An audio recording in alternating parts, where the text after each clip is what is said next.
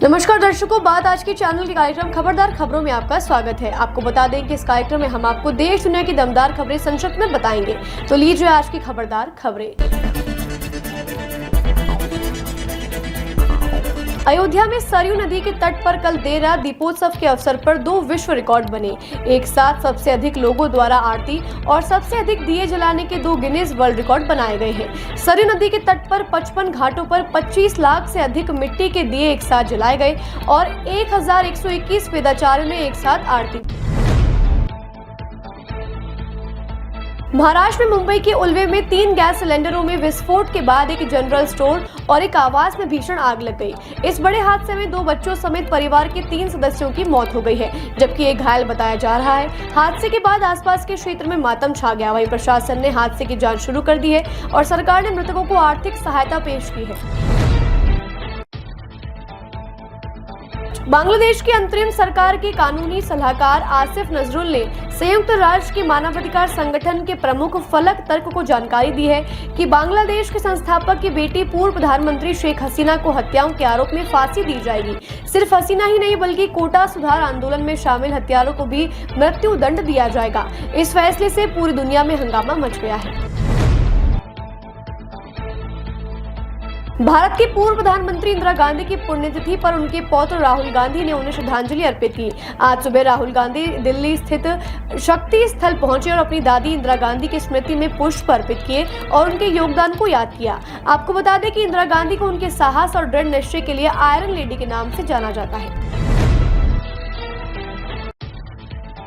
प्रधानमंत्री नरेंद्र मोदी ने आज सरदार वल्लभ भाई पटेल की जयंती पर स्टैच्यू ऑफ यूनिटी पर पुष्पांजलि अर्पित की। इस अवसर पर प्रधानमंत्री मोदी ने लोगों को राष्ट्रीय एकता की शपथ दिलाई। मोदी ने कहा, सरदार पटेल ने अपने अदम्य भावना, दूरदर्शी राजनीतिक कौशल और असाधारण समर्पण से हमारे देश की नीति को एक नया आयाम दिया है। हम उनकी सेवा के सदैव ऋणी रहेंगे। मैक्सिको के केंद्रीय तलाक्सकाला राज्य में सिमैक के स्वामित्व वाले एक नए टैब स्टील प्लांट में विस्फोट से कम 12 लोगों की मौत हो गई। तलाक्सकाला के एपिजाको शहर में स्थित स्टील कॉम्प्लेक्स के प्लांट से एक तरल स्टील रिसाव हुआ, जिसमें कई लोगों की जान चली गई है और अस्थायी रूप से परिचालन ठप हो गया है। सिमैक ने कहा है कि वे दुर्घटना के कारणों की जांच कर रहा है। इजरायल ने उत्तरी गाजा के इलाकों में अपने सैन्य अभियान को तेज कर दिया है। कल देर रात से इजरायल ताबड़तोड़ हमले कर रहा है। ताजा हवाई हमलों में कई महिलाओं और बच्चों समेत कम से कम 100 लोगों की मौत हो गई है। अस्पताल के निदेशक ने बताया कि जानलेवा चोटों से पीड़ित मरीजों का इलाज नहीं किया जा रहा है, क्योंकि बीते सप्ताह के अंत में इजरायली बलों को छापेमारी के दौरान कई चिकित्सकों को हिरासत में लिया गया था। स्पेन के पूर्वी हिस्से में अचानक आई बाढ़ के कारण 100 से अधिक लोगों की मौत हो गई है, जिसमें कई कारें बह गई, गांव में पानी भर गया और रेल लाइन एवं हाईवे ब्लॉक हो गए। पूर्वी वेलेंसिया प्रांत में आपातकालीन सेवाओं ने बुधवार देर रात से आज सुबह तक 100 मृतकों की संख्या की पुष्टि की है। स्पेन की केंद्र सरकार ने बचाव प्रयासों में मदद के लिए संकट समिति गठित की है। स्पेन की राष्ट्रीय मौसम सेवा के अनुसार तूफान का असर आज रात तक रहने का पूर्वानुमान लगाया गया है।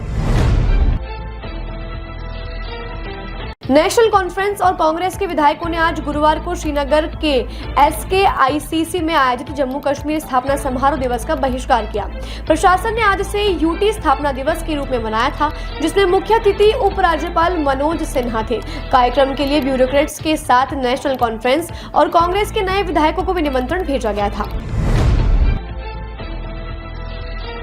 हरियाणा चुनाव में अनियमितताओं के कांग्रेस के आरोपों को चुनाव आयोग द्वारा खारिज किए जाने पर कांग्रेस सांसद मनीष तिवारी ने कहा, यह कैसे संभव है कि पूरे दिन मतदान के बाद जब मशीन बंद हो जाती है और फिर कुछ दिनों बाद गिनती के लिए खोली जाती है तो उसकी बैटरी 99% बची रहती है।